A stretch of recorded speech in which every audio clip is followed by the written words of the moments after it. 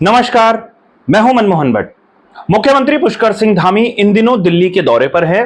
दिल्ली में नीति आयोग की बैठक है और दिल्ली में ही मुख्यमंत्रियों का सम्मेलन है, सीएम कॉन्क्लेव।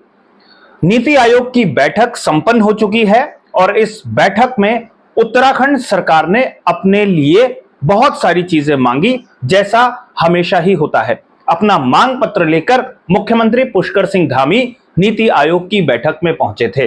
अपनी टीम के तमाम सहयोगियों के साथ, टीम का मतलब अधिकारियों की एक टीम के साथ वहां मुख्यमंत्री पुष्कर सिंह धामी गए और वहां पर उन्होंने सारे हिमालयी राज्यों के लिए विशेष रूप से पॉलिसी बनाए जाने की मांग की। यानी पूरे देश भर के लिए एक पॉलिसी नहीं हो सकती, हिमालय राज्य की समस्याएं अलग है, इसलिए उसके लिए पॉलिसी भी अलग बनाए जाने की मांग की। उत्तराखंड एक हिमालयी राज्य है और उत्तराखंड में जल विद्युत की अनेक संभावनाएं हैं, तो ऐसे प्रोजेक्ट्स के लिए कुछ रियायत दी जाए और 25 मेगावाट तक के जो प्रोजेक्ट्स हैं उन्हें लगाने के लिए कुछ रियायतें मिलनी चाहिए, कुछ छूट दी जानी चाहिए। इस तरीके की मांग भी नीति आयोग की बैठक में की गई। इसके साथ साथ 20 से 25% की सब्सिडी मिलनी चाहिए जो भी व्यक्ति पहाड़ में जाकर जल विद्युत परियोजना लगाता है 25 मेगावाट से कम की, उसके लिए 20-25% की कैपिटल सब्सिडी, यानी अगर 1 करोड़ रुपए का प्रोजेक्ट है तो लगभग 20-25 लाख रुपए का सब्सिडी उसको दिया जाए, ताकि इस तरीके के प्रोजेक्ट्स लगाने के लिए ज्यादा से ज्यादा मंझोले स्तर के निवेशकों को आकर्षित किया जा सके। ये कुछ खास चीजें थी जो नीति आयोग की बैठक में मुख्यमंत्री पुष्कर सिंह धामी और उनकी टीम ने अपने प्रेजेंटेशन में कही। जो सिंचाई की व्यवस्था है उसके लिए भी कुछ छूट प्रदान करने की मांग मुख्यमंत्री ने कही। इसके बाद एक और महत्वपूर्ण बैठक शुरू हो चुकी है। बैठक है सीएम कॉन्क्लेव, यानी बीजेपी शासित राज्यों के मुख्यमंत्रियों की एक ऐसी बैठक जिसमें अपनी तमाम सक्सेस स्टोरीज को सारे मुख्यमंत्री देखते हैं जो बीजेपी शासित राज्य हैं।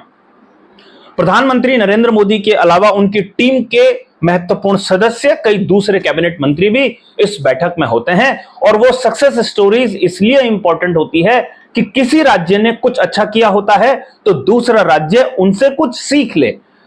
इसके लिए पिछले बार उत्तराखंड सरकार ने होम स्टे योजना को दिखाया था अपनी सक्सेस स्टोरीज के तौर पर, और इस बार नकल विरोधी कानून को सक्सेस स्टोरीज के तौर पर दिखाया गया। हम सारे लोग जानते हैं मेडिकल की प्रवेश परीक्षा के लिए जो नीट एग्जाम होता है उसमें धांधली की खबरें आई, मामला सुप्रीम कोर्ट तक पहुंचा। उसके बाद सुप्रीम कोर्ट ने अपना फैसला दिया और अब एक सामान्य स्थिति होने जा रही है। जो टॉपर्स थे उनकी संख्या कम हो गई है और अब एडमिशन प्रोसेस शुरू हो जाएगा।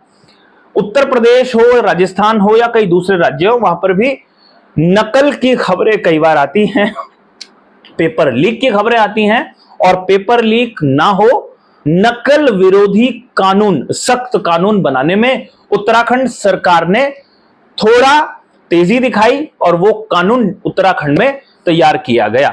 दूसरे राज्यों ने भी उत्तराखंड सरकार की इस पहल का एक तरीके से फॉलो किया और उन्होंने भी अपने राज्यों में इस तरीके की चीजों को लागू किया। इस बार के एजेंडे में खासतौर पर नकल विरोधी कानून है जो प्रधानमंत्री नरेंद्र मोदी की मौजूदगी में, दूसरे राज्यों के मुख्यमंत्रियों की मौजूदगी में मुख्यमंत्री पुष्कर सिंह धामी अपनी बड़ी उपलब्धि बता रहे हैं। अब देखना यह है कि उत्तराखंड सरकार की बड़ी उपलब्धि तो नकल विरोधी कानून हो सकता है जो दूसरे राज्य अडॉप्ट कर रहे हैं। दूसरे राज्यों की ऐसी कौन कौन सी सक्सेस स्टोरीज हैं जिन्हें मुख्यमंत्री और उनकी टीम के लोग अच्छे से समझकर वापस उत्तराखंड आएंगे और उन्हें अपने राज्य में लागू करेंगे।